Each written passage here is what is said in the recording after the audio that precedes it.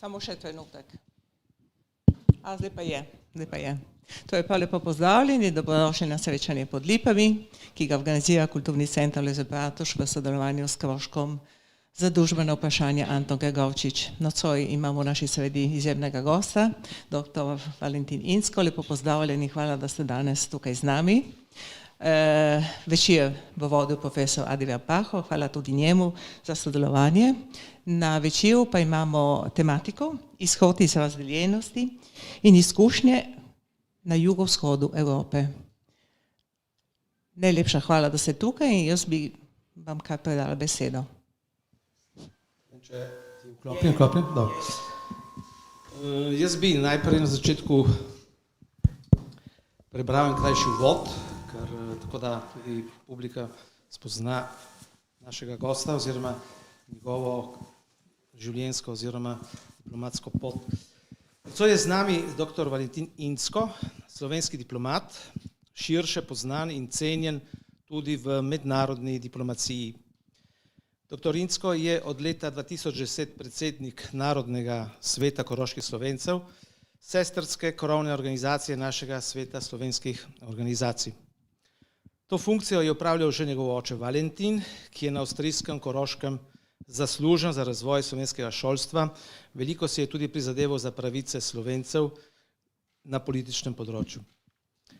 Dr. Valentin Inzko je doma iz Sveč na Koroškem, pravzaprav živi v Bistrici pri Ložu, če sem dobro razumel. Svojo diplomatsko pot je začel zelo zgodaj in jo pred kratkim zaključil v Bosni in Hercegovini, kamor je prišel že marca leta 2009 in kjer je do pred kratkim opravljal službo visokega predstavnika Združenih narodov za to državo.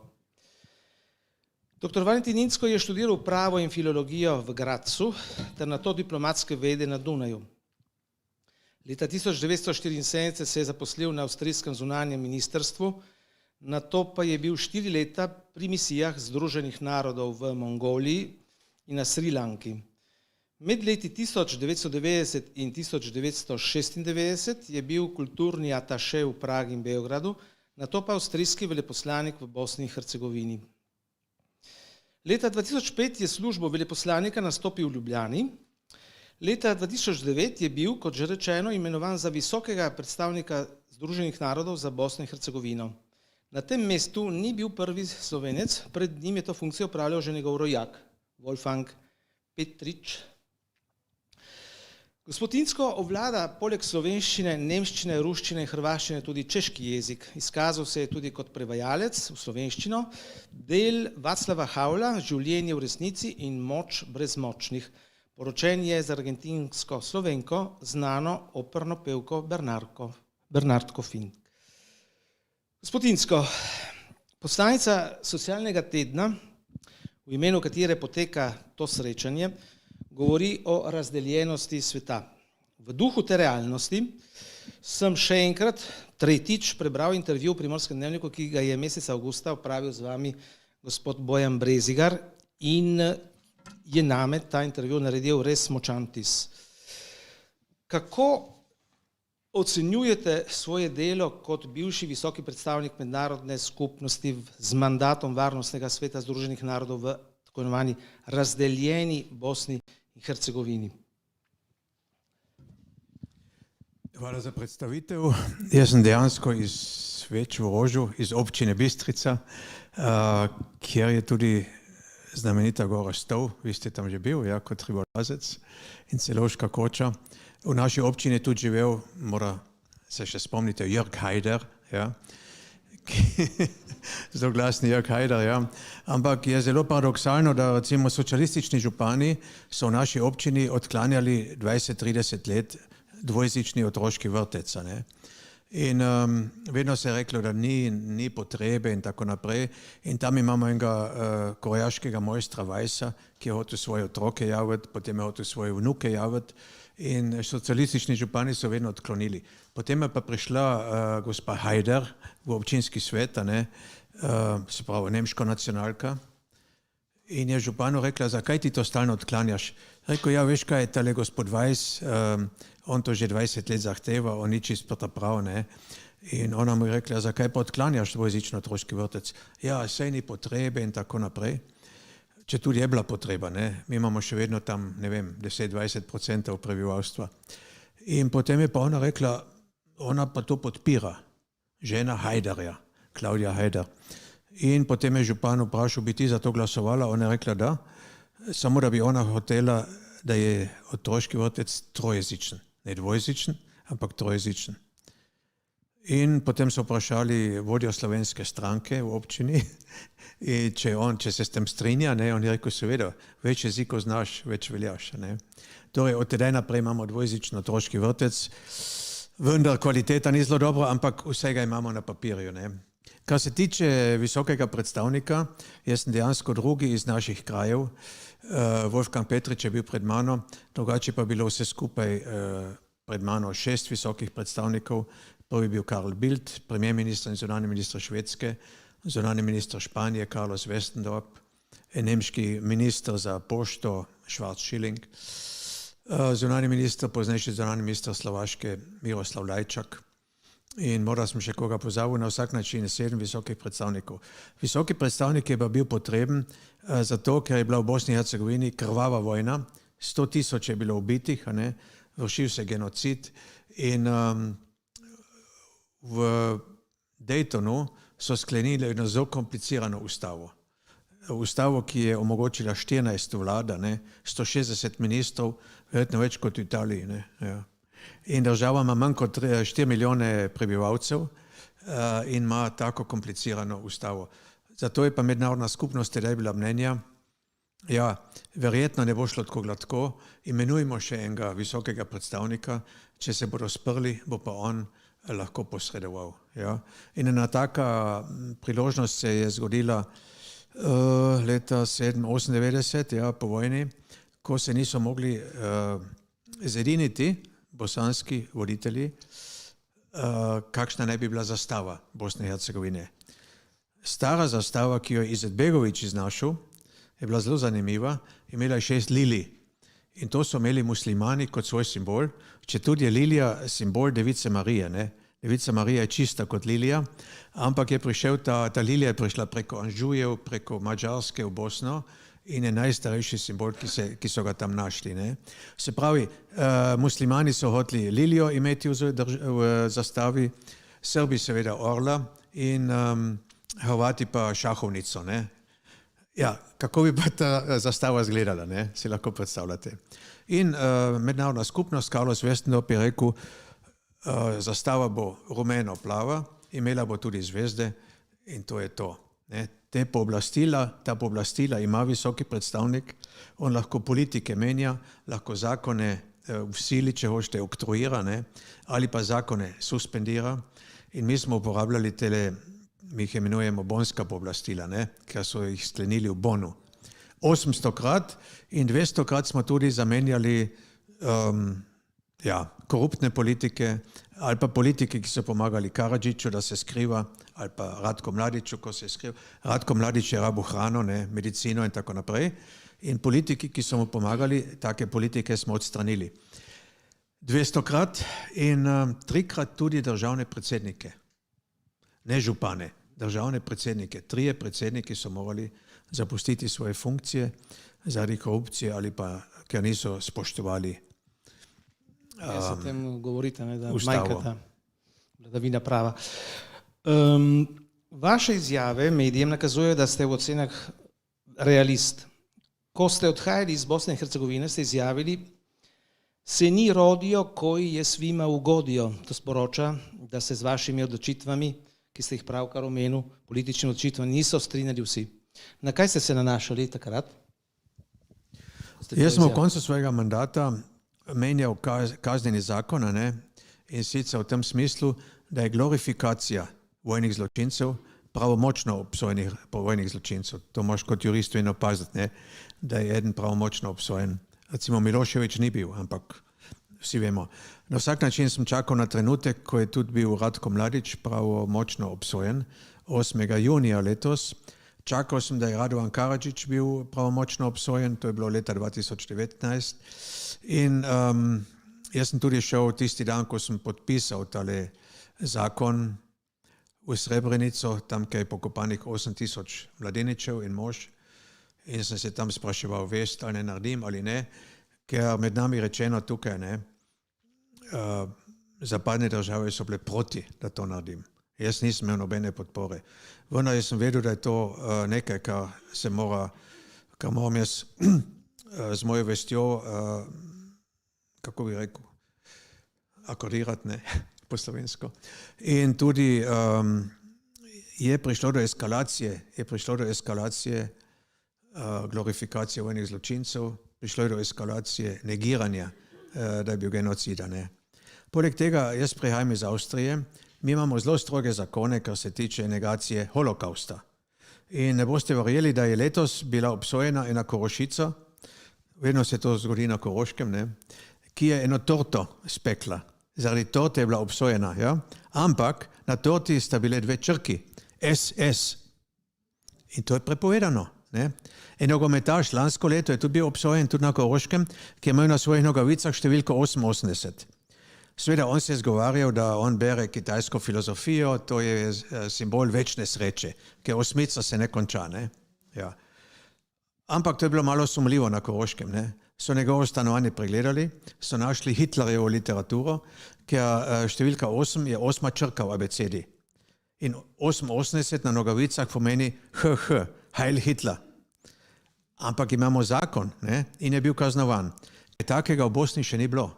In zato sem jaz tudi kot Avstrijec, predvsem pa, ko sem izprašal svojo vest, sem ta kazenski zakon menjal.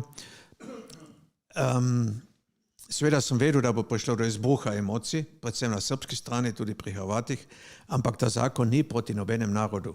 Je pa proti posameznikom, ki poveličujejo holokaust oziroma genocid, ne, ali pa vojne zločince. Po statistiki vidimo zdaj, da je veliko manj tega, muralov tudi rečemo, ne, ali pa grafitov v čast Ratka Mladića in nekateri so celo zginili. In v Srebrenici obstaja ena organizacija, ki zabeleži vsak tak izraz, ne, intolerance in so rekli, da gre število navzdol. Seveda pa ni popolnoma zginilo, tako kot tudi ni v Avstriji še zginilo poveličevanje Hitlerja ali pa teh simbolov. Ne. Nekako ste me spomnili na francoskega predsednika Nicola Sarkozyja. Leta 2012 je on nekaj podobnega podpisal v zvezi z Armenci. Se spomnite, ko je dejansko dosegel od parlamenta, da je vsakršno zanikanje genocida nad Armenci v bistvu bilo kaznivo dejanje. Potem sicer je Ustavno sodišče to preklicalo in je on predlagal nov zakon, takrat je sprožil veliko protestov strani Turkov. Nekako ste mi preklicali spomin Sarkozyja takrat, ker vem, da je bilo torej veliko napetosti med Turčijo in Francijo prav zaradi tega genocida nad Armenci. Vsekakor, izjavili ste, da ste zahtevali, da umaknejo obeležja Karadžiča oziroma plošče Plavšičeve pa še drugih tistih vojnih zločincev in da vas niso ubogali razen hčerke Radovana Karadžiča, ki je sama umaknila to obeležje. Kako je mogoče, da častijo Srbi svoje rojake samo zaradi tega, ker so rojaki, tudi če so recimo zločinci. To mi je bilo nerazumljivo. Na vsak način Srbi sami svoje strani niso naredili te poteze.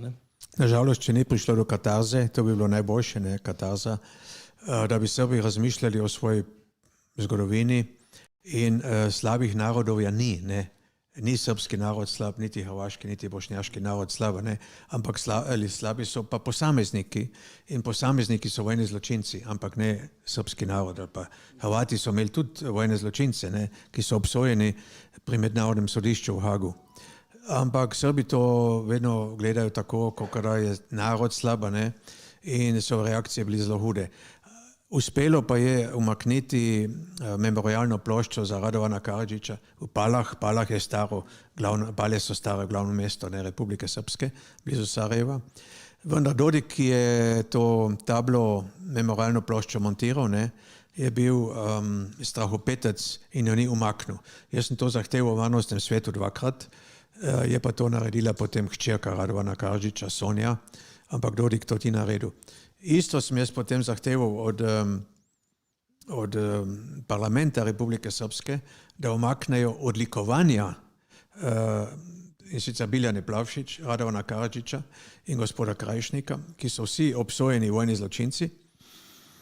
In s predstavniki Republike Srpske.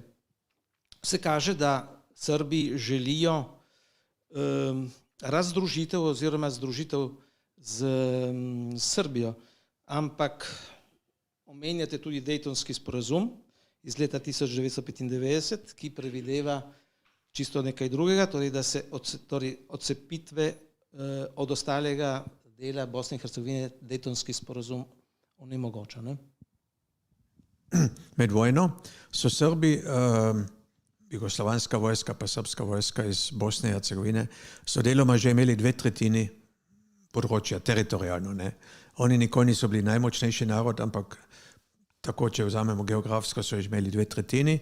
Proti koncu vojne so potem Bošnjaki postali vedno močnejši in v Daytonu so se zmanjili potem 49% dobijo Srbi, 51% pa Hrvati in muslimani skupaj. Potem je še zgoraj Brčko, ampak Brčko je majhno področje. No, na vsak način so se Srbi v Daytonu strinjali in Milošević je podpisal, da bo Republika Srpska ostala znotraj Bosne. Zdaj pa hočejo spet ven. In jaz seveda nimam nobenega mandata, jaz nisem mogel kaj takega podpisati. Poleg tega bi to pomenilo odpiranje Pandorine skrinjice, ker potem bi lahko v Vojvodini začeli z tendencami, da se odcepijo od Srbije, ali pa na jugu Srbije živijo muslimani, 1/4 milijona, v Sandžaku, Novi Pazar, kaj bi bilo potem, ne vem, z Južnim Tirolom, ali pa z Königsbergom, kaj jaz vem, ne. Na vsak način jaz tega mandata nisem imel, nikoli kaj takega ne bi podpisal, je pa to bilo aktualno nekaj časa, da se na severu Kosova pa na jugu Srbije tudi menja meja. Dodik je bil ljubček mednarodne skupnosti na začetku. Madeleine Albright, ona je rekla, on pomeni sveži zrak, ne, tukaj na Balkanu. On je rekel čisto vse te prave stvari. Dodik je recimo rekel, da je bil v Srebrenici genocid. Dodik je rekel, da je treba Radovana Karadžiča pa Ratka Mladića izročiti Hagu. Zdaj pa govori ravno nasprotno. In reče seveda, da je on pod pritiskom te stvari rekel, kar ni res. V televiziji se vidi, da ni nobenega pritiska, tam sedita dva, ne? Novinar pa Dodik, leta 2007-2008, ko on pravi, da je bil genocid v Srebrenici. Ja, z njim je najtežje. Jaz mislim, on hoče s to nacionalistično govorico, hoče skriti svoje neuspehe, svojo korupcijo. On je vreden $500 milijarde trenutno, če tudi njegova plača 3000, ne vem, kdo od vas zasluži 3000 evrov, ne, in ima $500 milijarde na računu. Dodik je zelo bogat in uspehov nima veliko in zato govori o odcepitvi pa o ogroženosti Srbov. Srbi niso ogroženi. In če bi en primer povedal, bi najboljše bilo, da rečem, da bi Srbi lahko bili Bavarska po uspehih, ne? Ampak znotraj Nemčije, Bavarska, ampak Republika Srpska pa znotraj Bosne in Hercegovine. Nobeden ni delal težave Republike Srpske. Ona ima vse kompetence, vsa ministrstva. Država ima recimo 9 ministrstv, ne? Republika Srpska ima 16. Ima tudi ministra za zdravstvo. Država ga nima. Oni imajo ministrstvo za poljedelstvo, država ga nima. Se pravi, oni imajo vse možnosti, da naredi iz te Republike Srpske eno fantastično zgodbo v uspehu. Ker pa to ni, pa govori o nacionalnih vprašanjih. Kako pa s Hrvaško, kakšno politiko vodi ona, oziroma muslimanski del prebivalstva, ki uživa podporo Turčije? Vem, da bo predsednik Erdogan v Sarajevu na obisku, ne? Pred nekaj leti morda. Ko je stari Izetbegović umiral, je zapustil Bosno in Hercegovino Erdoganu po bosansko amanet, kot dediščino. Rekel, ti se brigaj za Bosno in Hercegovino. Ampak to ni dobra stvar. Bosna se mora brigati sama zase, ne Erdogan. Je pa dejansko tako, da imajo Turki nekako eno posebno simpatijo Jaz sem srečal sedanjega zunanjega ministra 3-krat, 4-krat, bivšega Davutoglua 9-krat, oni so stalno v Bosni in Hercegovini ali pa na Bled forumu, recimo, ne. In za nje je to ena emocionalna zadeva. Zanimivo je pa je, da Turki, ki govorijo, da so Bosanci prijatelji, investirajo v Srbiji. Turki investirajo v Srbiji veliko več kot pa v Bosni in Hercegovini. Razlog je seveda enostaven, tam je večje tržišče, tam je 10 milijonov ljudi ali pa približno, ne, v Bosni pa kakih 4 milijonov. Seveda je pa istočasno Republika Srpska zahtevala od Rusov, da so njihovi protektori, in Hrvati imajo pa seveda, Hrvati v Bosni in Hercegovini imajo pa Hrvaško za sabo. Torej, obstoj Bosne in Hercegovine je možen. Ali je morda edina rešitev ta, da bi Bosna in Hercegovina vstopila v Evropsko unijo? Oziroma, poleg Bosne in Hercegovine tudi Srbija. Namreč v nekem intervjuju ste izjavili, da je rešitev vseh teh problemov vstop Srbije v Evropsko unijo, da bi s tem bil tega spora konec. Torej, te države to še niso zaslužile. Ja, to je ena stvar.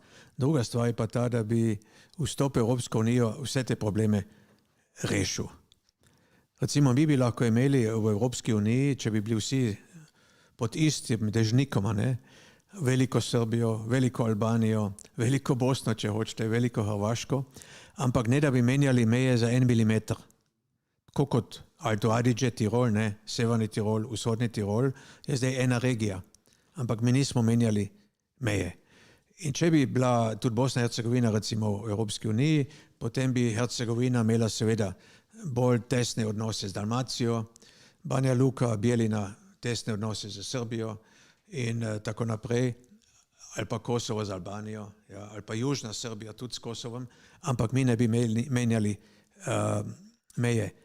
Kot rečeno, to bi bilo odpiranje Pandorine skrinjice in vi veste, kaj je bilo v tisti skrinjici, ne? Najhujše stvari na svetu, pandemije, vojne in kaj se človek lahko predstavlja, smrt, vse te Pandorine skrinjici. Jaz bi pa še nekaj rekel, tu nekaj humanističnega. Če življenje v Bosni, skupno življenje, ni mogoče. Če ni možno, potem tudi Evropa ni možna. Ja? In morda vi ne veste, ampak v Bosni in Hercegovini živi poleg tega še 16 manjšin. Tam živijo tudi Čehi, Slovaki, Slovenci, Mađari in tudi Ukrajinci. Ne? In sicer Ukrajinci ene posebne vrste, tisti Ukrajinci, ki imajo isto kri kot Andy Warhol. Poznate Warhol, ja? Warhol je bil iz Slovaške, njegovi starši so se pisali Varhola, so bili ruteni Ukrajinci, ne? Tudi take imamo v Bosni in Hercegovini, Italijane tudi, ne? Se pravi, skupno življenje ne bi bilo možno, če Republika Srpska trdi, da življenje v Bosni ni možno, ne? To seveda ne drži in morda ste me hoteli pozneje vprašati ali pa zdaj. V Bosni je čist normalno, ampak čist normalno, da je muslimanski gradbeniški mojster, ne? Ki je ravno končal izgradnjo ene džamije, ne? Da pomaga eni katoliški cerkvi, da jo končajo, ampak on izplača iz svojega žepa. Konkretno je to bilo 25,000 evrov, ne? Je on končal stolp ene katoliške cerkve. Ali pa en bogatejši človek, ki ima 200,000 piščancev, ja, ampak ekoloških. On je tudi renoviral v Tešnju eno katoliško cerkev, en musliman. Ja? Ampak on je meni rekel, Incko, to je normalno. V katoliško cerkev je hodil moj prijatelj, moj šolski prijatelj, katoličanov v Tešnju je zelo malo, oni nimajo denarja, cerkev je bila zelo grda, ja, in ko se zjutraj mimo peljemo službo, jaz hočem videti eno lepo cerkev. In on je renoviral. Ali pa pravoslavna cerkev, ne, v Mostarju. Pravoslavno cerkev v Mostarju so kristjani uničili, Hrvati, ja, do tal. In zdaj jo spet renovirajo, so jo spet dvignili, stolp že stoji in tudi Incko nekaj prispeval, ampak tam dajo denar muslimani, katoličani, pravoslavci seveda, ker je to pravoslavna katedrala, ne, v Mostarju, čudovita zgradba. To je Bosna. Ali pa 1492, kaj je bilo tedaj? Mislim, da so odkrili Ameriko, ne? Ampak Izabela Katolika je tudi izgnala vse Žide in Arabce verjetno iz Španije, kjer so našli lep sprejem v Otomanskem cesarstvu in 14,000 Židov se je našlo v Sarajevu In še danes so tam, ampak res že zadnji Židje, ki govorijo hudeo espanjol, ladino, ne? In če je bivši kralj Španije sprejel tele, Žide, se je vedno jokal, ne? Zakaj? Oni govorijo španščino Cervantesa, ki je 500 let stara, ne? In te španščine v Španiji ni več, ne? In imajo še lepe pesmi, eno melodijo je ukradel Verdi, Adio querida, ne? To je ena španska pesem iz Španije, židovska, ne? Se pravi, če govorimo o Evropi, da mora Evropa v Bosno, v Bosni je vedno bila Evropa. Tam so bili vedno 4 vere, ne?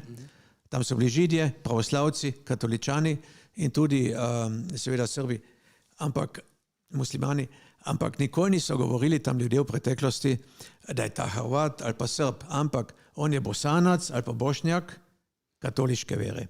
Katoličane so tudi imenovali Latince, ne? In še danes imamo Latinski most sred Sarajeva, kjer se je začela prva svetovna vojna, veste, ne? Franca Ferdinanda so tam ubili, ja? In ta most se imenuje Latinski most, ker so pač tam bili kamnoseki iz Dubrovnika, ki so latinsko molili, Pater Noster, Quies in Celis in tako naprej, ne? To je bilo normalno, 4 religije v Bosni in Hercegovini. Nacionalizem se je šele pojavil zadnjih 100 let, a ne? Tisti negativni nacionalizem, da so oni začeli potem, mi smo pa Hrvati. Zanimivo v katedrali v Sarajevu, ne? Tam so vitraže, lepa okna, katedrala je relativno nova, 120 let, in tam recimo piše na vsakem oknu, okno plačala bošnjačka družina, katoliki, ne vem, Ivaničake, ne? Ja? Se pravi, bošnjačka družina, Ivanič, ampak katoliki. Tedaj ni bilo tako, da so rekli, mi smo Hrvati, ampak katoliki smo, ne? Pravoslavci. To. Se pravi, Bosna bi lahko eksportirala evropsko idejo v Evropo. Zanimivo, da ste omenili Rutenijo, ne? Ima tako zgodovinsko vrednost tudi kot ta enklava med Ukrajino in Poljsko. In Ladinci so tudi tam, ja.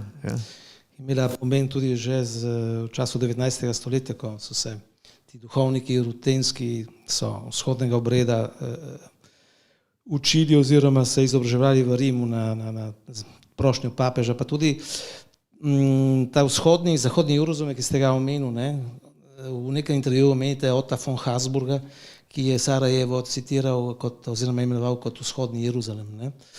To potrditev tega, kar ste pravkar povedal, ne? V zvezi s temi etnijami in verstvi, ki so danes v Sarajevu so prisotne. To samo kot dopolnitev. Ne? Ja, on je pač rekel, da je Toledo bil zapadni Jeruzalem, ne?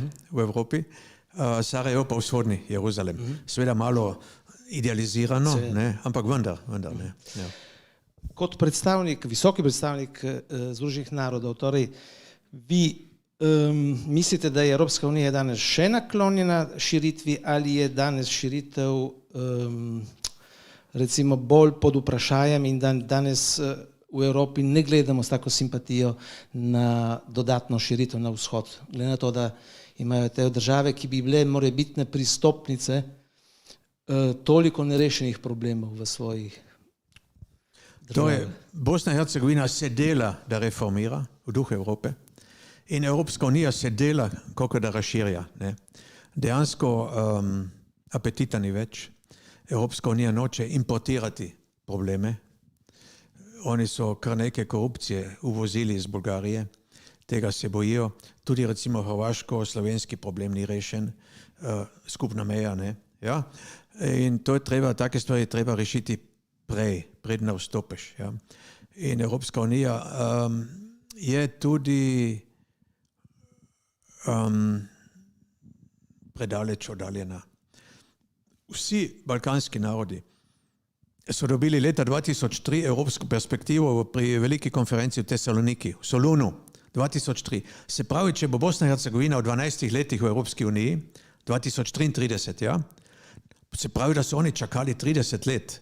Če vi lahko poročite najlepšo žensko na svetu, čez 30 let. Ta perspektiva ni atraktivna, ne? Ja. In tle si mora Evropa nekaj izmisliti, nekaj drugega. In obstajajo možnosti, ne, recimo, da podpore že pridejo pred članstvom, da dobijo evro pred članstvom, tako kot ima Črna Gora, ne, in Kosovo imajo že evro. Ne. In jaz se tudi čudim, da Evropa ni že takoj uresničila Erasmus Balkan ali pa Al Jazeera, oziroma ne, kako se reče temu, Arte Balkan. Arte Balkan, uresničila je pa to Al Jazeera, ne, zelo žalostno. Namesto da bi Arte Balkan imeli, Erasmus Balkan, ne, pa nimamo. Sploh bi lahko kopirali tale nemško-francoski model sožitja. Prusko-francoska vojna, prva svetovna vojna, druga svetovna vojna, milijone žrtev, ne, in oni so danes prijatelji. Židije, Izrael in Nemčija so prijatelji. Mi to nismo kopirali. Mi smo mislili, Evropa, to bo se bo nekako zgodilo. Tole sožitje. Ne. Nažalost se ni in treba je zdaj narediti še en poskus, ne, da se napišejo skupne zgodovinske knjige. Italija, Avstrija to ima, Slovenija, Avstrija to še nima. Da napisamo skupne knjige zgodovine. Da niso tam 3 zgodovine v Bosni in Hercegovini. In seveda se Srebrenica v srpskih učbenikih sploh ne omenja. Temveč, da so tam branili srpske interese, tam mora piše. Ja, ampak ne piše resnica.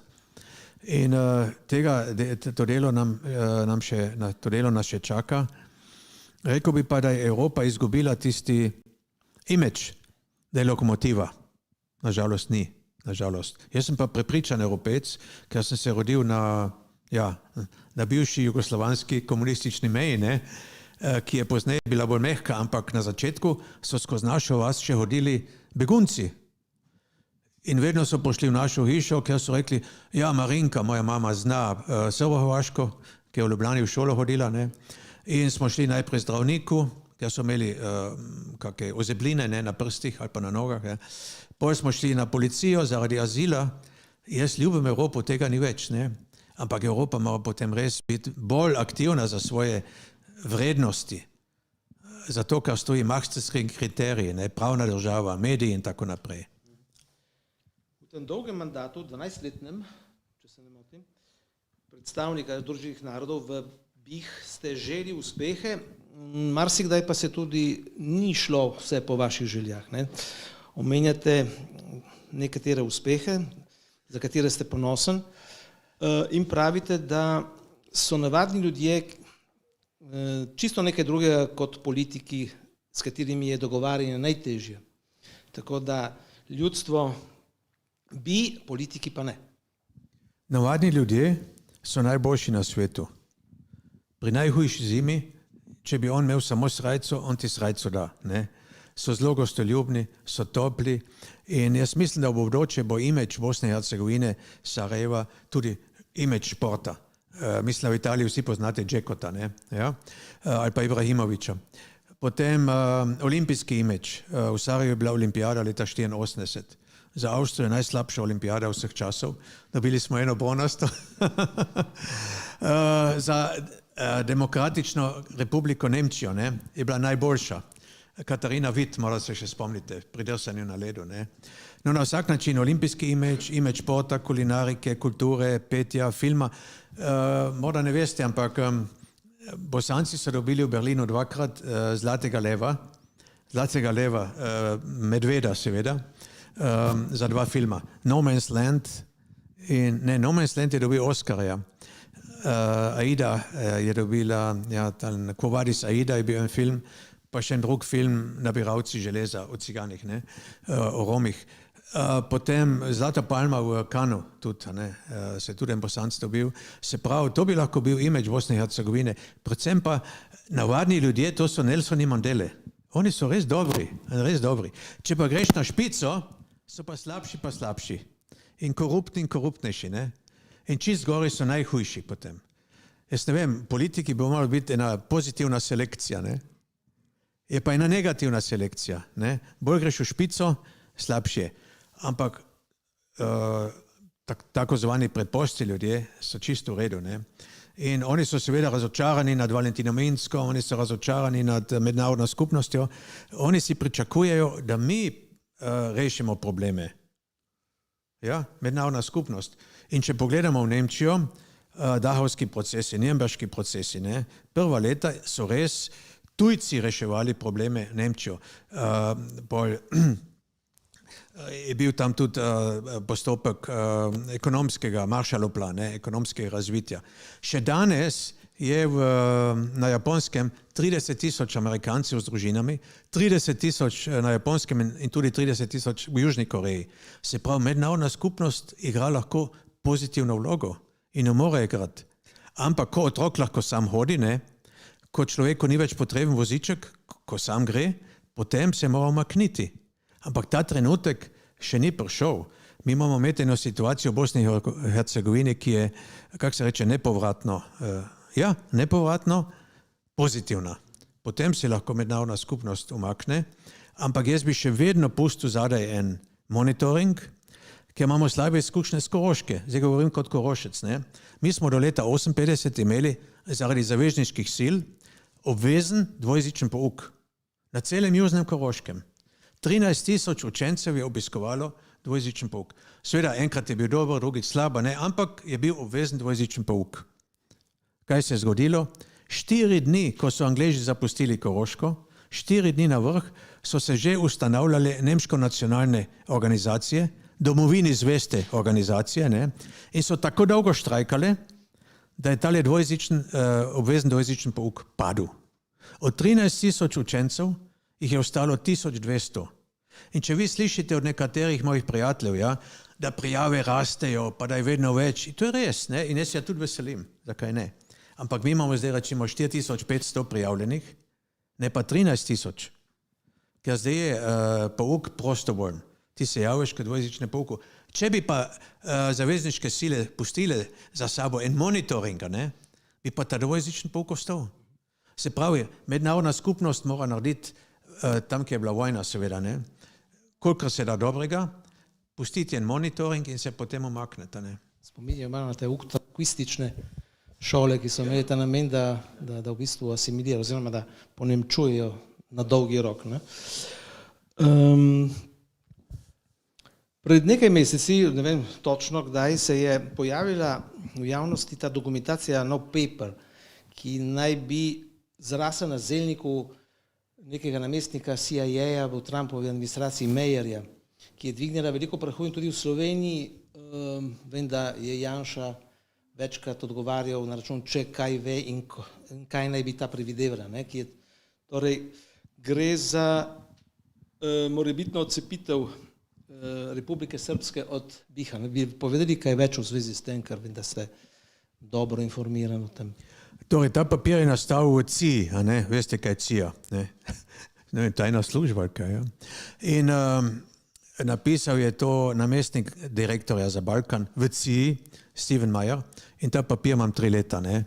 On je v bistvu, na prvi pogled, on je v bistvu predlagal nekaj razumljivega. On je rekel, če se Kosovari pa Srbi zmenijo sami, da bojo menjali teritorij, ker severni Kosovo bi prišel k Srbiji, južna Srbija k Kosovo, približno tako, ne. Na vsak način, če se sami zmenijo, ja, zakaj bi mi bili proti? Ja? To je bila Trumpova administracija in zato je ta papir tudi že star 3 leta. Zakaj je sedaj prišel ta papir, da so ga spet krožili, ne? Jaz mislim, da je prišel iz Beograda preko Budimpešte pa v Ljubljano in kdo ga je potem distribuiral v Bruslu, a ne? To ne vem. Ampak to je ena velika neumnost. Potem bi mi imeli spet konflikte po celem Balkanu. Ja? Potem bi se lahko sever, kot sem že prej rekel, Srbije odcepil, ne, Vojvodina, potem del Makedonije, kjer živijo Albanci, kaj jaz vem, Črnogorci in tako naprej. Mi bi imeli spet to, kar smo imeli pred 28-30 leti, ko je bil razpad Jugoslavije. To si noben ne želi in hvala Bogu se je Angela Merkel izrekla proti temu, da se ne menjajo več meje. Ona bi tudi lahko rekla, Kaliningrad je naš, ne? Königsberg. Tam se je rodil, mislim, Kant, ne? Ja? In to je otok sred Nemčije, ne? Poljske, ne? Poljske, ja. Ampak to je mimo. Vsi so podpisali v Parizu, da se meje ne menjajo, ne? Helsinški papir, ne? Pred 30-40 leti.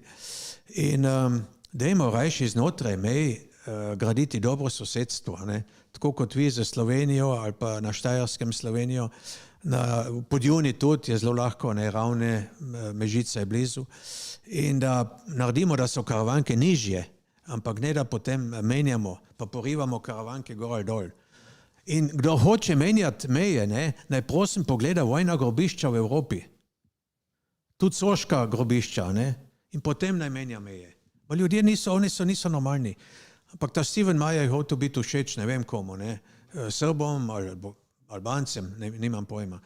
Ta ideja je zelo nevarna. In jaz seveda niti nisem imel mandata, ampak sem vedno javno rekel, jaz takega nikoli ne bi podpisal.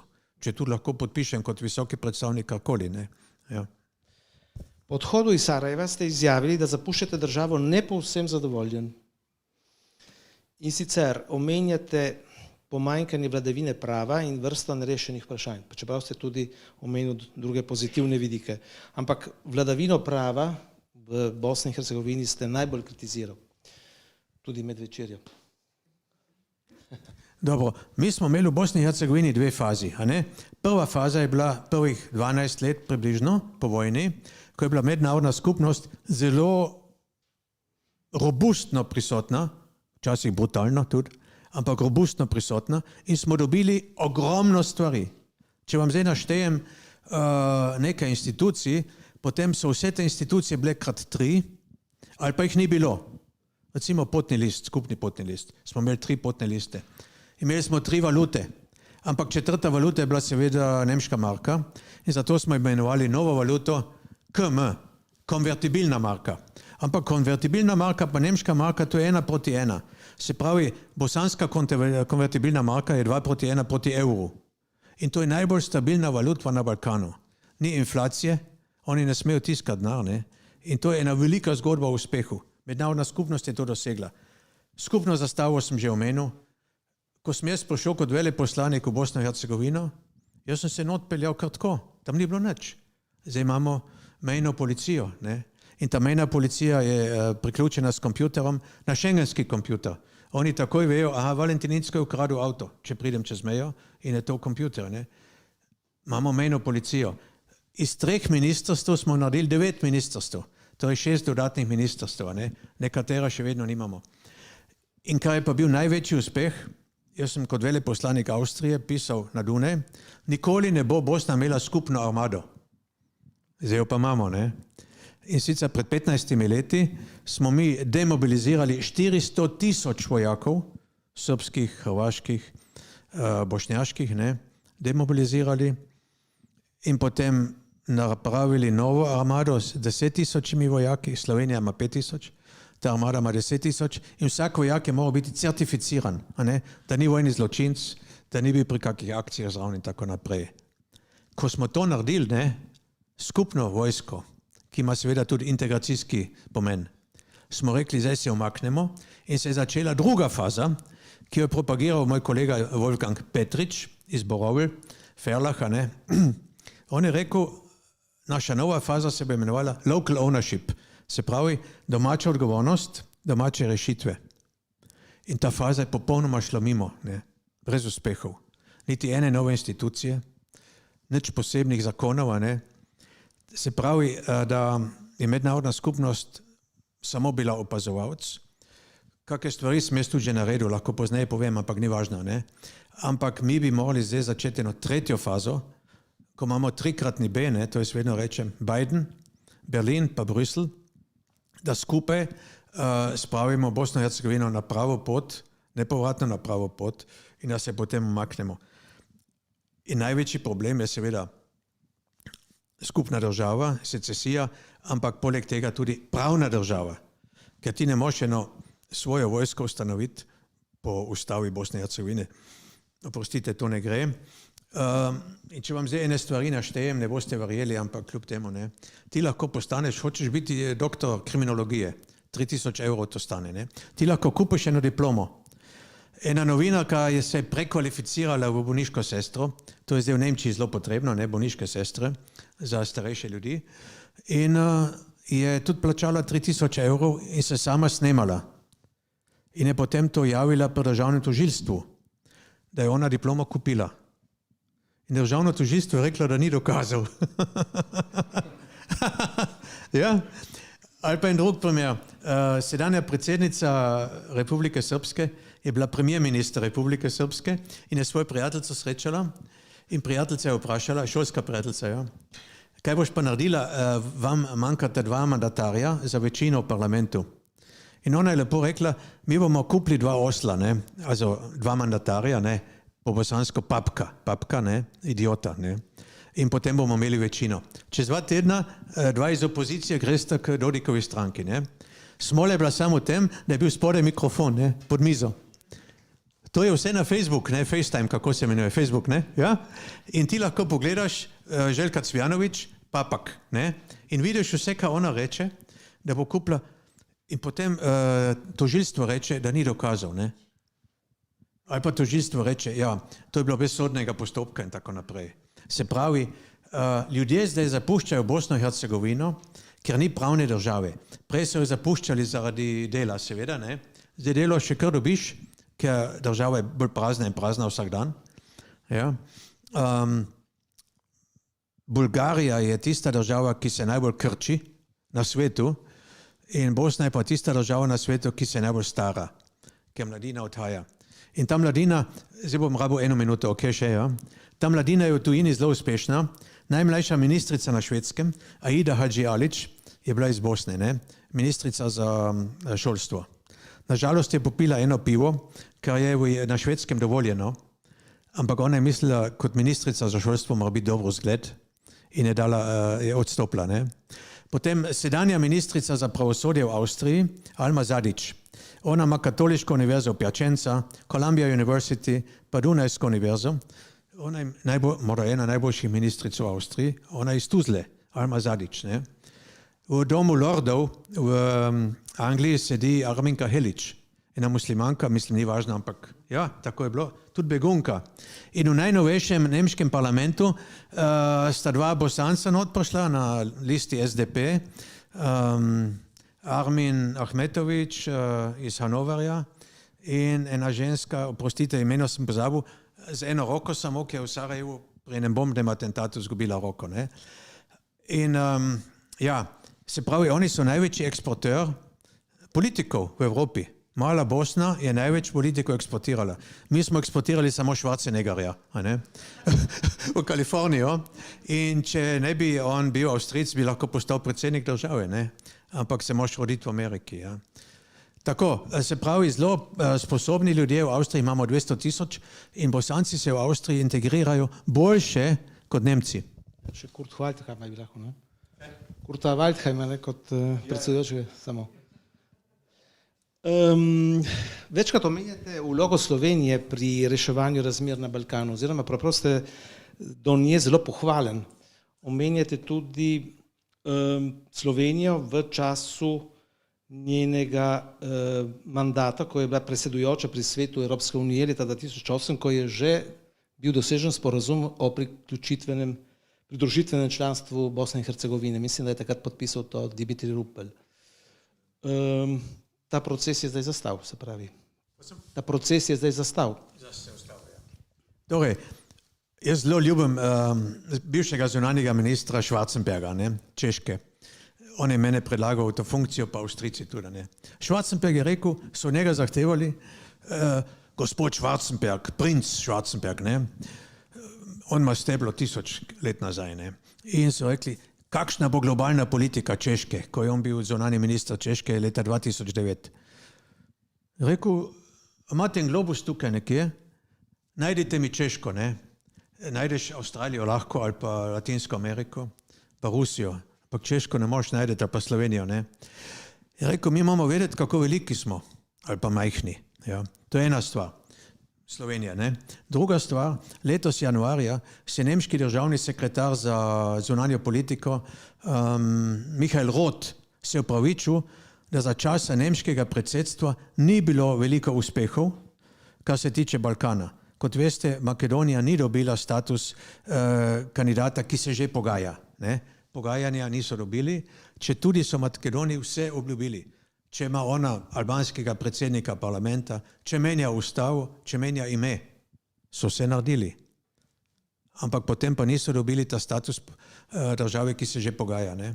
Ja, na vsak način Slovenija je to dosegla, da so se na Brdu pri Kranju vsi evropejski politiki in tudi Evropska unija, von der Leyen in tako naprej, bavili s tem problemom Balkana, Bosne in Hercegovine. Balkan že dolgo je bil na programu, a ne, Evropske unije. In tudi tale ponedeljek sem še bil v kontaktu z našim zunanjim ministrom Linhartom, pa z Anžetom Logarjem. Ta ponedeljek je Svet za zunanje zadeve Evrope spet imel Bosno na dnevnem redu. Se pravi, Bosna in Hercegovina je zdaj spet visoko na dnevnem redu, po zaslugi Slovenije. Ampak mi moramo biti realisti. Afganistan, Bližnji vzhod, a ne? Sudan, Venezuela, pandemija, begunci, to so večji problemi. Kašmir je celo starejši problem, a ne? Se pravi, imamo starejše probleme, imamo večje probleme, imamo novejše probleme in potem pa še Bosna, ne? Moram pa reči sledeče. Ko je Joe Biden obiskal Bosno leta 1993, pozneje sem ga tudi srečal dvakrat, ampak 1993 med vojno je držal zelo emocionalne govore v senatu, kot senator, a ne, in sicer v prid Bosancem, da se jim da možnost, da se sami branijo, ker tam je bil embargo, kar se tiče orožja, ne. Biden je potem obiskal 99. leta tudi Bosno in Hercegovino in 2009 sva imela ene polno srečanje tudi v Sarajevu. On to deželo pozna, ta dežela je amerikanski baby, če hočeš, ne. Oni so vojno končali, oni so v Daytonu dosegli mir in mislim, da jim ne bo vseeno, kako se ta zgodba konča. In zato je poslal že v 2 tednih sedaj 3 visoke diplomate, eden je celo svetovalec Tonija Blinkena, je poslal v Bosno in Hercegovino, da pogledajo, kaj se dogaja, kaj treba narediti in morda bo prišlo tudi do sankcij.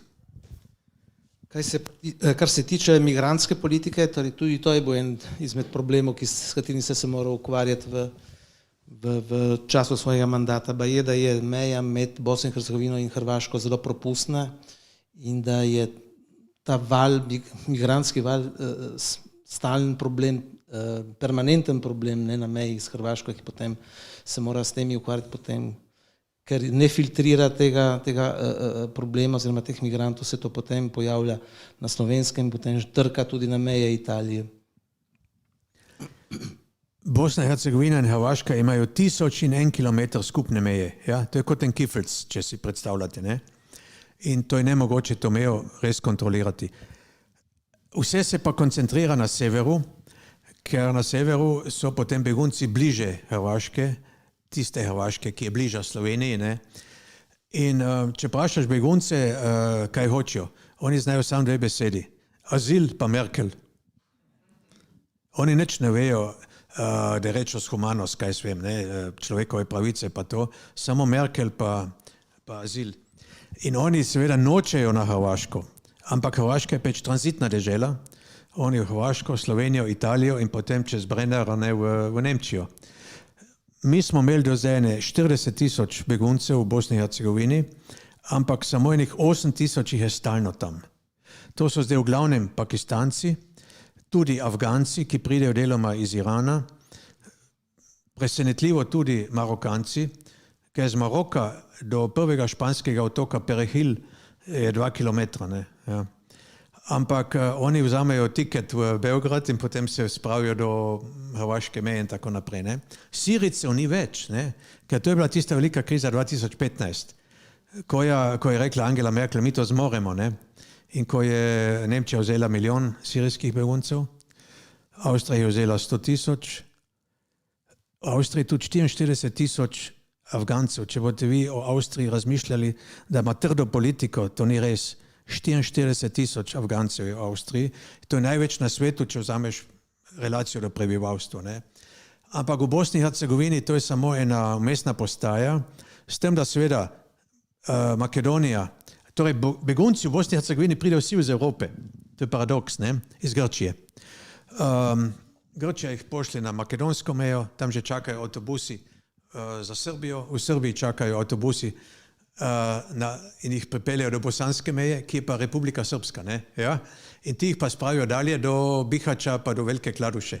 To je pa čist na severu, blizu Hrvaške. Se pravi, to je problem tranzicije ali pa bojlerja. Oni samo hočejo naprej, ne? Tudi da malo menjam temo, itak se bližam koncu, tako da biti kot Slovenec veleposlanik Avstrije v Sloveniji, malce čudno zveni, ne? Saj tako v vaši vlogi, da ste po eni strani morali reševati kot Slovenec probleme slovenske manjšine, po drugi strani ste bil predstavnik avstrijske vlade. Kako ste usklajevali to dvojno, bi rekel, čustveno navezano? Pa še, ko je moja mama slovenski državljan bila, ne? Ja. Kot begunka je obdržala državljanstvo, ja. Pa moja žena je tudi slovenska državljanka, poleg argentinskega, ne.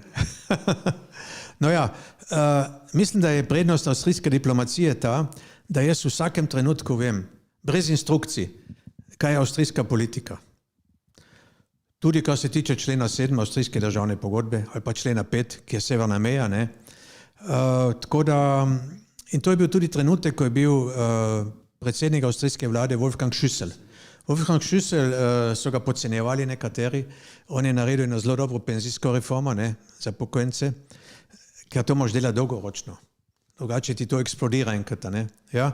In Wolfgang Schüssel je teda rekel, kljub temu, da je bil politični direktor zunanjega ministrstva proti, ne, Wolfgang Schüssel je rekel, mi smo zdaj v Evropski uniji, Slovenija je v Evropski uniji, zdaj napočil čas, da gre Slovenc v Slovenijo kot veleposlanik. Ja.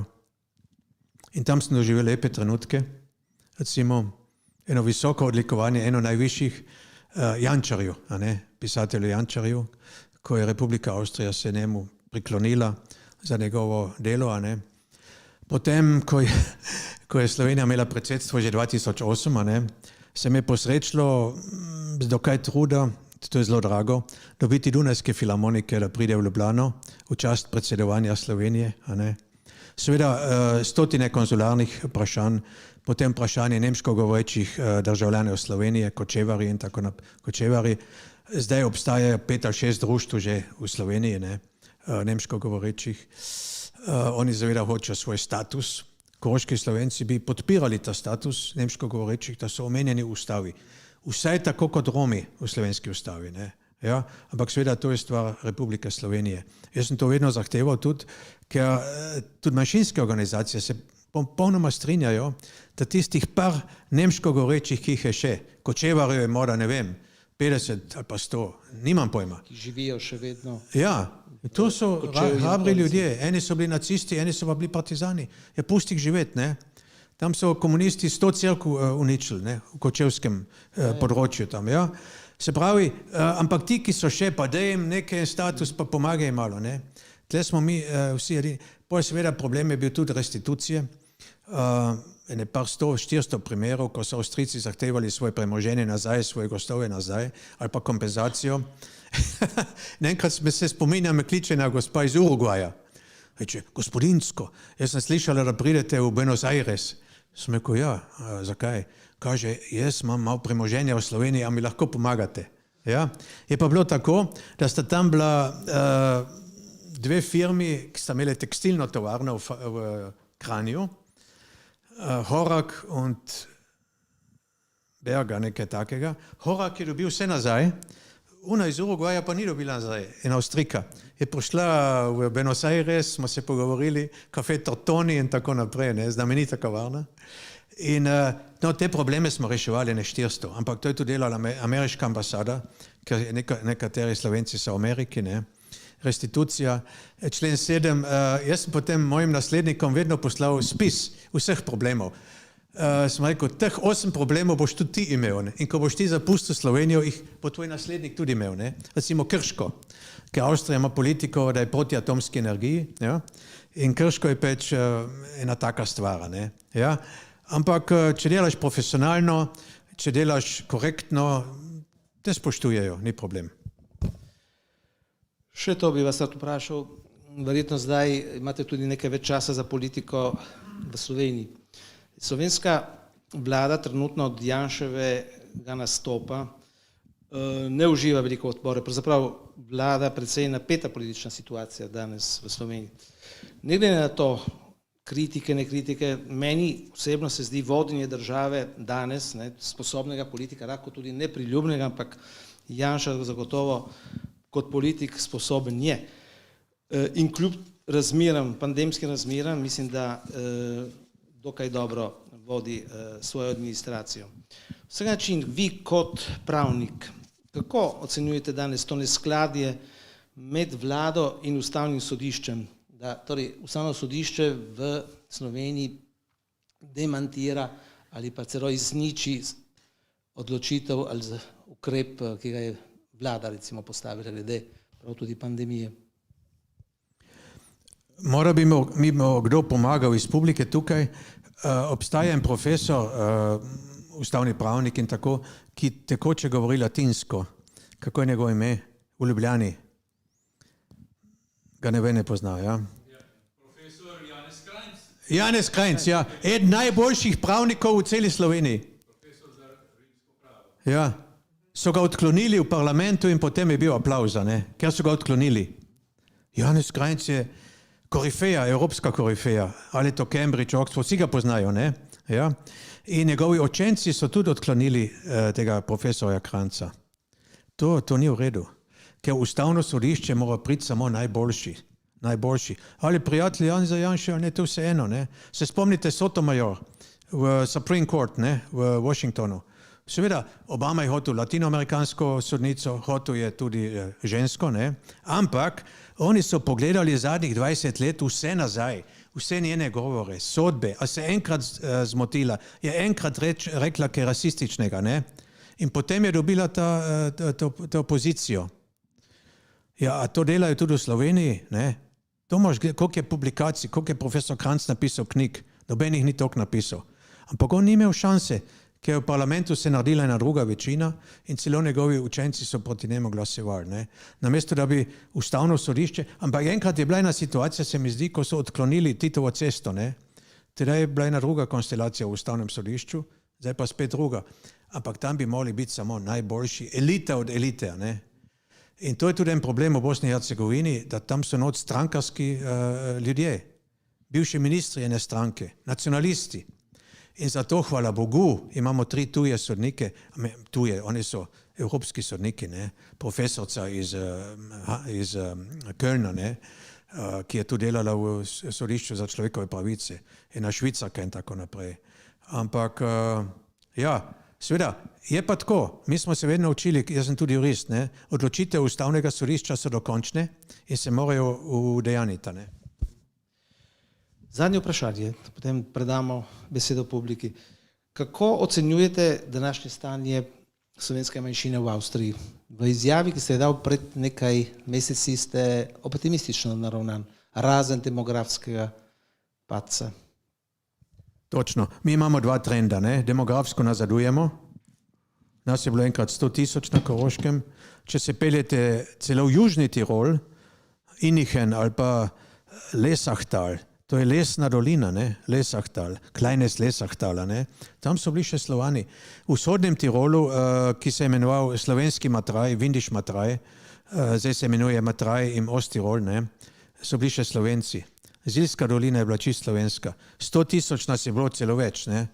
In tudi Pasterca, to je, kako se reče, ledenik, ja? Ledenik na severu, na meji z Salzburgom.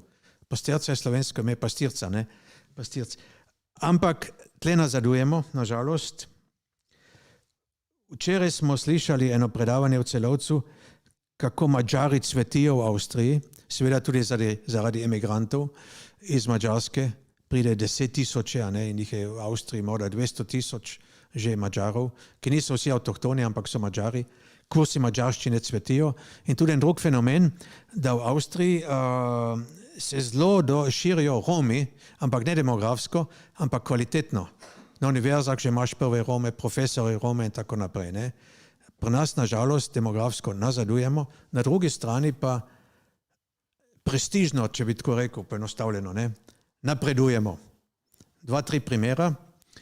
Eno najvišjih nagrad v Avstriji za pisatelje je dobila Maja Haderlap, naša Maja Haderlap, ja. Potem, kar se tiče koroškega pomožnega škofa smo mi pri Narodnem svetu, pa že moj oče, pa že pred očetom, smo zahtevali pomožnega škofa ali pa generalnega vikarija. Zdaj imamo pa škofa. To si nismo upali niti predstavljati, ne? Jože Markec, ja. Potem, direktor največjega gledališča v nemškem prostoru. Od Hamburga do Dunaja. Direktor največjega gledališča je koroški Slovenc, Martin Kušej. Ja. In on se enkrat šalil z novim direktorjem Dunajske opere, ki se piše Roščič. Ja. In rekel ti, zdaj pa Slovani vladajo na Ringstraße. Roščič pa Kušej. Ja. Univerzitetni profesori, diplomati, zdaj imamo enega novega diplomata, ne, tudi iz ene kmečke družine, jaz to vedno poudarjam. Moj oče je bil pedagog, je bilo malo lažje. Iz kmečke družine imamo Dominika Uraka, ki je že šel v Pakistan, da ojača ambasado tam zaradi Afganistana, ker tam pridejo begunci, deloma avstrijski državljani. Ne. Dominik Urak in po kvaliteti smo zelo močni, smo imeli primariuse, važne zdravnike, važne funkcije, profesorje, karkoli. Je pa problem, ne vem, če imate vi podobno, tle ta problem, 1/3 do polovica naših absolventov ostane na Dunaju ali pa v Gracu. Po vas v Rim ne grejo, ne? Mora bolj Milan ali pa ne vem. Ja. Pri nas jih zelo veliko ostane na Dunaju, zelo veliko. In to seveda čutimo, ne? Ste omenil Majo Haderlap, tako ste me malce zbodel, ne, ker je Maja Haderlap, preden je objavila svoj tekst, nesla v rokopisu mojemu očetu, da je to delo prebral. In ker sem jaz to delo videl na njegovi mizi, sem ga prebral tudi jaz. Ampak potem je Maji Haderlap sam očital, ko je prišla pon, da bi morala vendarle napisati to delo najprej v slovenščini in potem nemščini. Njemu in tudi meni se zdi, da me zanima tudi vaše mnenje, ni to znak že nekega popuščanja narodne zavesti oziroma ponosa ali tistega, ali je to morda prevladal ta ekonomski, finančni moment, da je hotela najprej objaviti delo v večinskem jeziku, ker je imela za sabo tudi ta ogromen nemški prostor in potem šele v slovenščini. Tako, me zanima samo vaš komentar tega. To je. Jaz sem prepričan, če bi vaš oče pisal v italijanščini ali pa Rebula v italijanščini ali pa drugi, da bi dosegel širšo publiko. Ne? In jaz nočem nič reči proti Verlainu, ampak recimo Verlaina vsak francoski kulturni institut propagira po celem svetu. Ne? Kdo pa propagira enega Pahorja ali pa Rebulo ali pa Majo Haderlapa, ne? Jaz ne vem, iz kakšnih razlogov se je odločila za nemščino. Angel pozabi, mi govorimo o romanu Angel pozabi. Ne? Ampak recimo pisatelj Florian Lipuš je bil razočaran, ne? Ker Florian Lipuš pravi, z jezikom smo, ali pa nismo. Je pa ta roman Angel pozabi v nemščini bil ogromna uspešnica. Mislim, je ona prodala več kot 100,000 egzemplarov. Ja. Želja po ugledu oziroma po afirmaciji, da bi najprej prodrla v tem nemškem prostoru in potem tem slovenskem. To je težko vprašanje, ne? In to je usoda malih narodov. Jaz sem prepričan, da je ogromno malih narodov v svetu, ali pa celo velikih, kdo pa pozna ukrajinske pisatelje. In kdaj pa je dobil en Ukrajinc, ena gospa je dobila Nobelovo pred kratkim. Ampak v bistvu mi še vemo Ševčenko, potem pa že dolgo nič več, ne? Ali pa ukrajinska cinematografija, mi nič ne vemo. Celo o ruski vemo vedno manj pa manj, ne? Tarkovski še poznamo, Bondarčuk pa to. Po mojem se tle godi ena krivica. Jaz ne verjamem, da so francoski cineasti toliko boljši od ruskih. Morda so celo slabši. Ampak oni imajo te francoske institute po celem svetu, francoske šole so po celem svetu, ne, lise. In potem ta mašinerija dela, ne. In vam ne smem povedati, kaj francoski ambasadori, ko so malo v rožcah, rečemo tako, ne, kaj govorijo o nemških ambasadorih, pa o Nemčiji. To ni zelo lepo. Ker oni se čutijo v defenzivi, ne. Se nemščina tudi ne prodira, ampak angleščina pač prodira, ne. Ampak oni so pač v defenzivi in se tega ne veselijo, ne. Zakaj je Maja Haderlap to pisala v nemščini, jaz osebno res ne vem, ja. Bila je pa zelo uspešna in potem je še prišel prevod v slovenščino, ne.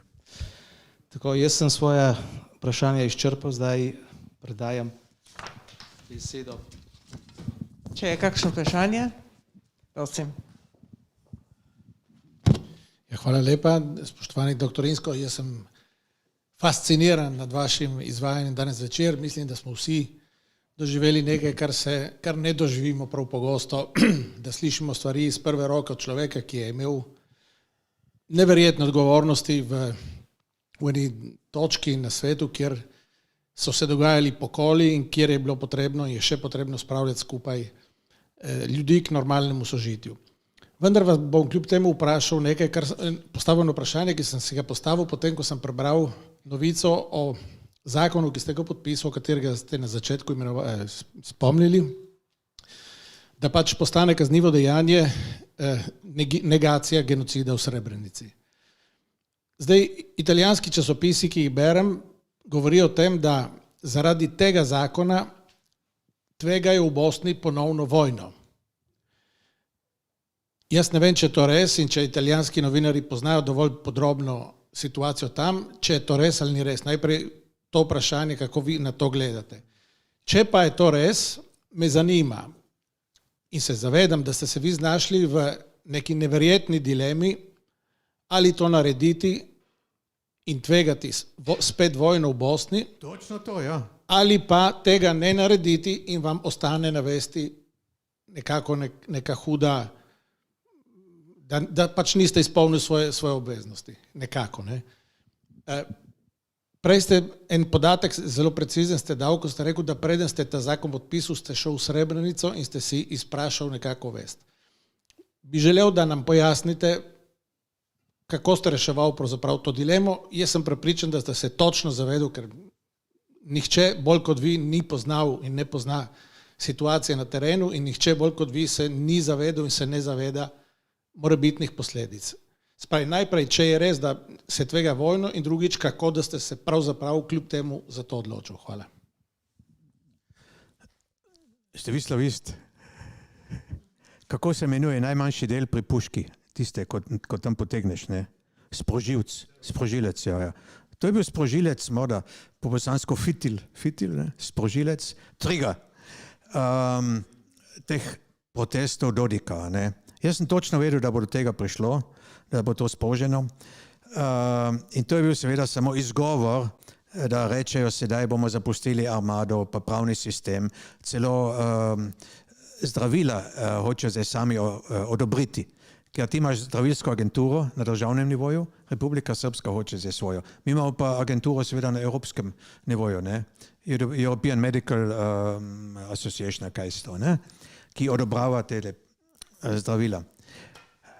No ja, pred tem sem pa jaz že seveda situacijo zelo dobro poznal. Recimo moj predhodnik, poznejši zunanji minister Slovaške Miroslav Lajčak, je hotel spremeniti zakon leta 2008, ker so Srbi že tedaj blokirali državne institucije.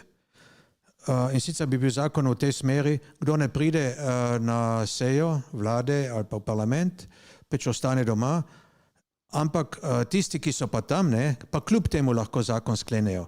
Ali pa vlada lahko kljub temu naredi en sklep, če tu nekateri manjkajo. Ja. Tedaj je pa ravno izbruhnila kriza na Kosovu in je v bistvu Javier Solana preprečil ta zakon, da je postal veljaven, je rekel, mi dve krizi si ne moramo privoščiti. Ali pa je bil pod srbskim vplivom, jaz ne vem. Ampak že Lajčak je imel te probleme 2008. Potem sem jaz gledal, ko sem sedaj čisto moj urad doma v Sarajevu, stare časopise, mi smo imeli vsake 3 leta eno krizo. In vsake 3 leta so zapustili srbski poslanci parlament in že tedaj so meni rekli, pa Insko, zakaj jim ne krajšaš plačo? Če ne pridejo v službo, potem naj ne zaslužijo. Ne? Plače niso tako velike, ampak je 2000 evrov na mesec so dobili. Ne? Za nič delati, to je fajn, ne? Ja. In, ampak veliko bolj važna je bila moja vest, jaz bi celo življenje, ne, do konca ne mogel spati. Jaz bi se ne mogel pogledati v ogledalo in ženo smo o tem debatirala. Ne? In tudi v vašem življenju pride trenutek, ko moraš narediti pravo stvar. In za me je bil to ta trenutek, ne? Ker včasih v življenju do tega pride, da moraš nekaj narediti in moraš narediti pravilno stvar. Ne? Jaz sem pa šel še eni ženi isti dan o 5 zjutraj, ki je pokopana blizu Srebrenice, neka Hatidža Mehmedović, ki je izgubila 32 sorodnikov in ki je rekla, Srebrenica je možnost in kraj, kjer Srbi lahko pridejo anonimno, a ne? In prosijo za odpuščanje. In dajmo skup živeti Srbi, je rekla. In je potem enemu sosedu, ki je bil Srb, ki je nimel ene noge, mu je pomagala do konca življenja, dokler ni umrla. Hatidži Mehmedović sem šel najprej, velika žena, potem pa 8000 mladenčeva. Ne. Pole pa še nekaj, gospod kolega. Če pogledate v direktive Evropske unije leta 2008, tam točno piše, da je veličanje, poveličevanje vojnih zločincev prepovedano, tudi je prepovedano negiranje genocida ali celo trivializacija genocida. In jaz sem z mojim pravnikom, en Španca, ne, sem rekel, Javier, a bomo to prevzeli ali ne bomo prevzeli, je rekel, Insko, prevzem to, je boljši, če to noter, potem noben ne more temu oporekati. Ne. In to smo mi copy-paste smo prevzeli, to evropsko direktivo iz leta 2008 in zato tudi zdaj iz Bruslja noben ne more kaj reči, ker mi smo samo upoštevali evropske smernice. Ne. So pa bili besni name in odkrito rečem v tem majhnem krogu, ostane med nami, ne samo, da ni bilo podpore za to, vsi so bili proti in so intervenirali. Ne. In mene en veleposlanik ene velike zemlje še o 5 zjutraj klical ta dana, ne. Rekel, Insko, kdaj boš to naredil? In smo samo eno besedo rekel, ne. Danes. Je pa bil ambasador te velike zemlje zelo prebrisan tič. Ko sem jaz to podpisal, ko smo dali tiskovno izjavo, ne, 10 minut na vrh in me je Amerika podprla. Prej so pa vsi bili proti. In potem so se drugi priključili, Evropska unija in tako naprej. Ne. S tem, da Evropska unija me nikoli ni podpirala. Ne. Oni pač mislijo, in jaz tudi, da mora Evropa prevzeti vodstvo v Bosni in Hercegovini. Sam, če ga ne.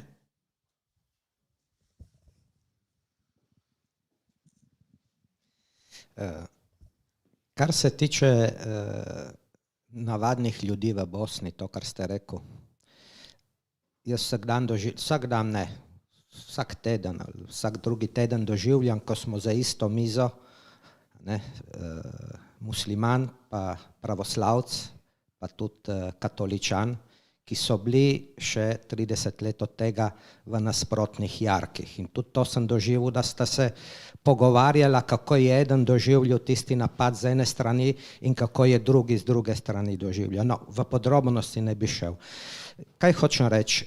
Mnogo ljudi, navadnih ljudi v Bosni, je to vojno pa doživelo kot nekaj, kar je bilo potrebno. In sedaj živijo naprej in se še zmeri družijo med sabo.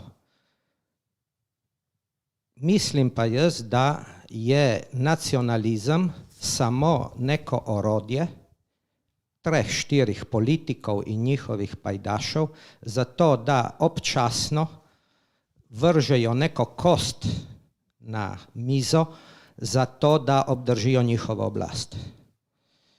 Kar se tiče vašega zakona, jaz mislim, da mogoče se vi ne zavedate ali se drugi ne zavedajo, jaz sem pa prepričan, da ste se s tem upisal v zgodovino Bosne in Hercegovine. Ker ta zakon bo imel pravo težo šele čez 5, 6, 7 let, ko Dodika, ko Izetbegovića mlajšega, ne bo več. Ampak bo ostal en zakon, ki bo za zmeri zapisan. Torej neka prelomnica je bila nekaj zapisanega. Ne. Kar se pa govori v gostilnah, to se govori v gostilnah in tudi to, kar je v politični kampanji. Tako da mislim, da to je verjetno, kar sem sledil, eno najbolj hrabrih, ampak tudi najkvalitetnejših dejanj, ki ste ga naredil v vašem času v Bosni in Hercegovini. Vprašanje pa moje je to, kakšna je nevarnost, ko gledamo sedaj malo na geopolitično evropsko situacijo, da Rusi z ene strani in Turki z druge strani izkoristijo danosti Bosne za destabilizacijo Evrope. kar mislim in sumim tudi, da za tem nekaj tega stoji. Ker Dodik, če ne bi imel vsaj neke besede, sigurno ne bi tako nastopil v Beogradu in povedal, kar je povedal, in danes ne bi vsega tega dal na mizo, če se ne bi čutil dovolj varnega, da ga ne bo to takoj spodneslo. Ker bi ga, če ne bi imel podpore. Torej, hvala za lepe besede. Jaz sem dejansko samo spraševal mojo vest pa evropske norme. Ne. Imam pa isti feedback kot vi. Ne. Pred 2 dnevoma je bila ena konferenca v Evropskem parlamentu o otrocih, ki so se rodili kot posledica posilstva v Bosni in Hercegovini. Teh je morda 10-20 tisoč in veliko žen je bilo posiljenih. Ne? In kaj narediš s takim otrokom? Že pri kmetih je bil tisti izraz, to je pankrta. Ne?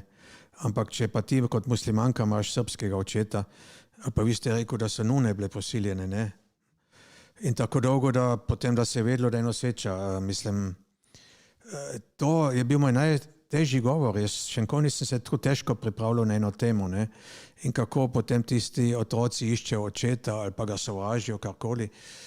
In sem potem odkril strašne številke, ne? Da je v Nemčiji bilo 2 milijona posiljenih žensk, da jih je 230 tisoč umrlo kot posledica posilstva ali pa poskusanega abortusa. Ne?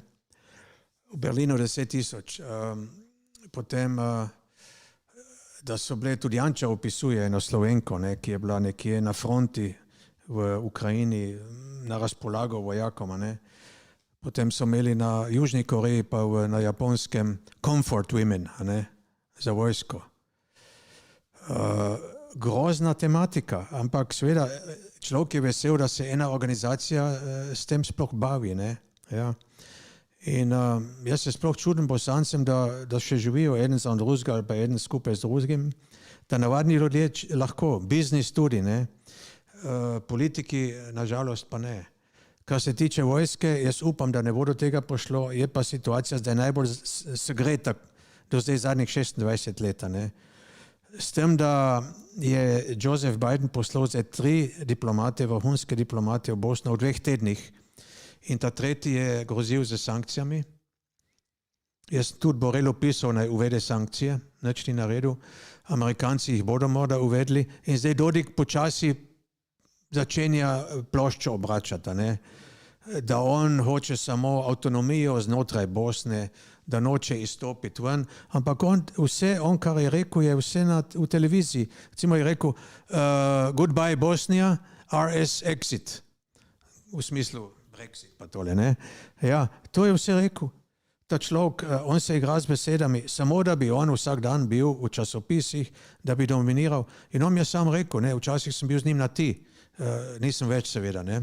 On mi je rekel, da je njegov profesor ga učil v Beogradu, ti moraš vsak dan zjutraj, ko se zbudiš, moraš izmisliti eno temo. Ja? In s tisto temo boš ti, ta kost, no, ki jo daš na mizo, boš ti dominiral cel dan. Jutro pa spet nekaj drugega. In on ima neizčrpne rezerve. Zdaj govori recimo o prvotnem Daytonu, izvirni Daytonu, ne. Ja, ni izvirnega pa poznejšega. Dayton je Dayton. Ampak on pravi, ja, Indsko pa Tili so upoštevali duh Daytona. Seveda vsaka ustava ima neki duh tudi, ne? Pa ponovadi so to humanizem ali pa demokracija ali kaj. Ne? On pravi, ne, mi nočemo duh Daytona, mi hočemo besedo, črko Daytona. Ne? Vsak dan si nekaj zmisli in seveda, če ti vsak dan govoriš, pol moraš eskalirati.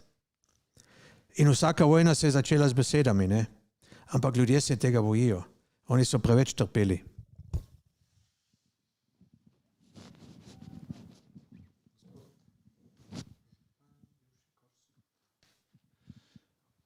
Doktor, najlepša zahvala vam, da ste nocoj tukaj z nami, ker če ne smo se vedno iskali ali v Pliberku ali po Sarajevu tudi, sicer samo telefonsko. Ampak eno zadevo pa bi želel tako omeniti, ker stalno se še vedno govori o tej bolezni od Vardarja do Triglava, ki še vedno je kot naša kontevirus, ni še polegla, ne, in se vleče naprej, ampak druga neka vrsta realnosti, in vi ste živel v Beogradu, v Ljubljani, pa pustimo Češko in tako dalje, ampak najdlje v Bosni, prej kot veleposlanik in potem kot guverner. Je pa eno dejstvo, da muslimanski svet, ne, s tem, da ni uspel s sabljo in z mečem si podvreči Evropo, sedaj skuša na druge načine. In tudi v Bosni so neke sledi. Ker ena taka sled je že od leta 1984, ki se imenuje Zetra. In vsi so se spraševali, kaj to pomeni. Ampak že takrat so to ime praktično za opriliki olimpijade 84. leta si to izbrali. Zelena transverzala. Zelena vemo, da je barva islama in transverzala Teheran Sarajevo. Mislim, da tukaj na teh boleznih tudi ta problem in te nevarnosti tega islama niso prav tako za podcenjevati. Hvala. Ja, jaz bi o tem lahko govorili celo noč. Jaz sem se tudi popravil na to skupno izjavo papeža Franciska z Ahmedom Al-Tayebom, ne, v Dubaju, ko sta se pobratila nekako, ne, vodja muslimanov, in potem je pozneje, eno leto pozneje tudi napisal encikliko Fratelli Tutti, ja, ker to so pač vendar monoteistične religije. Ampak veste kaj, v Bosni je tako, jaz seveda to poznam, tole zeleno transverzalo, ki bi šla iz Bosne preko Sandžaka v Albanijo ali pa Kosovo, ne. Prvi, ki bi bežali iz Bosne in Hercegovine, če bi prišlo do ene islamistične države, prvi, ki bi bežali, bi bili muslimani.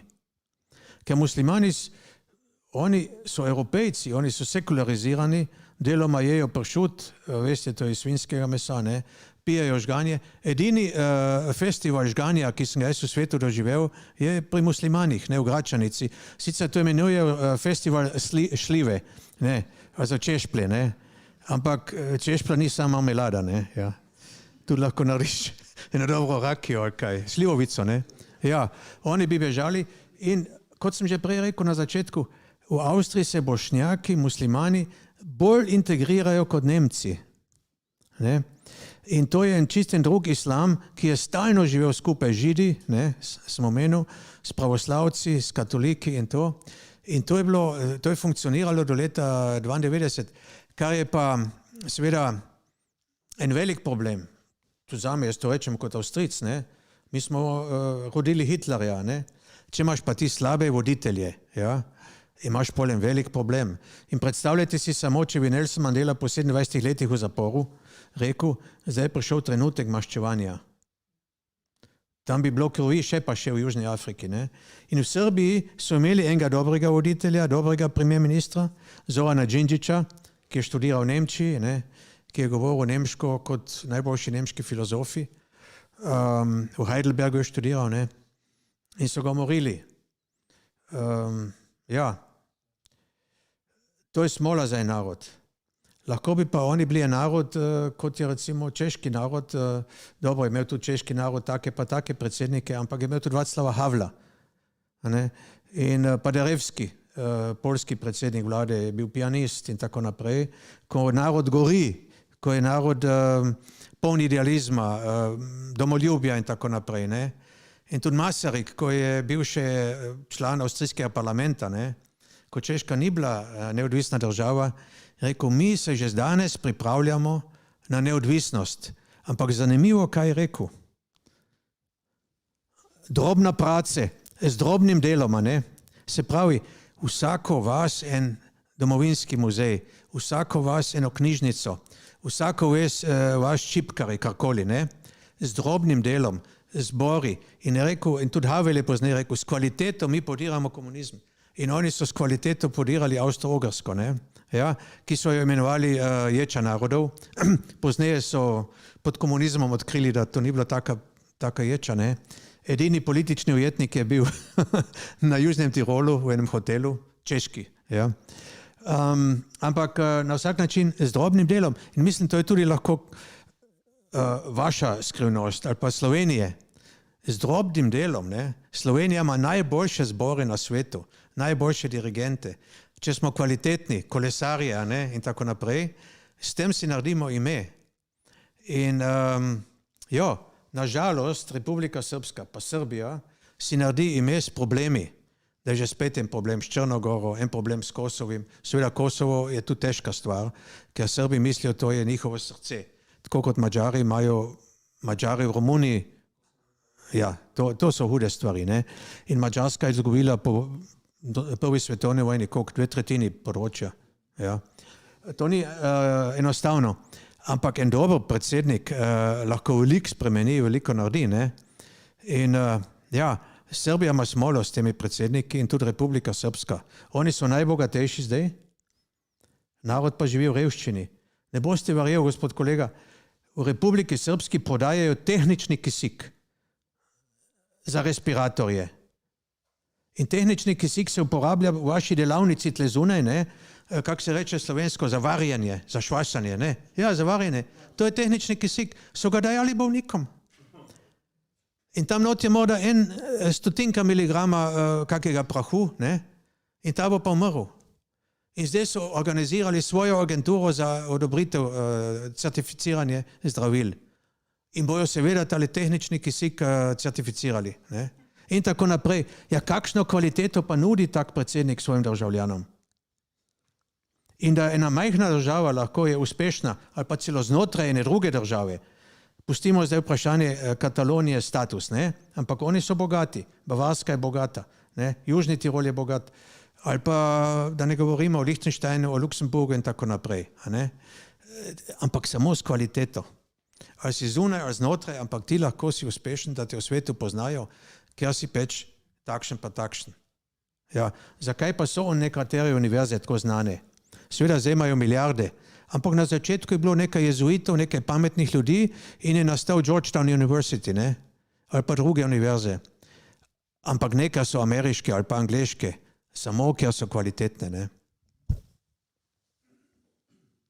Dobro, če ni dodatnih vprašanj, bi nocojšnjemu gostu se iskreno zahvalili za izredno zanimiv večer.